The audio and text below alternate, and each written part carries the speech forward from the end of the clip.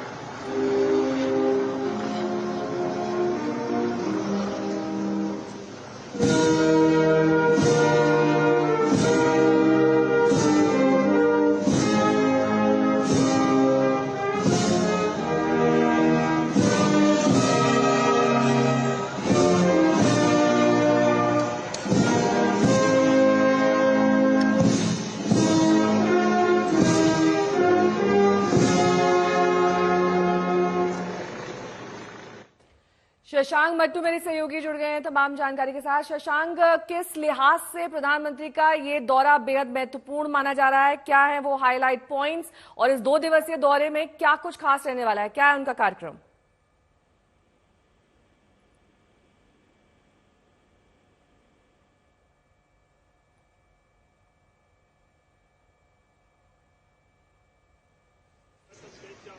तो राष्ट्रीय सम्मान के साथ प्रधानमंत्री का वियना में स्वागत किया जा रहा है। यहाँ पर जो आर्मी है उन्हें एक पारंपरिक तरीके से स्वागत देते हुए वियना में मौजूदगी है। कल देर रात प्रधानमंत्री वियना पहुंच गए थे। 41 साल बाद भारत का कोई प्रधानमंत्री वियना गया है दौरे पर, और आज कई अहम मुद्दों पर प्रधानमंत्री की वहां वार्ता हो सकती है, जिसमें कारोबार जगत से जुड़े कई मुद्दे, द्विपक्षीय सामरिक आर्थिक नीति को लेकर भी कई अहम चर्चाएं हो सकती हैं।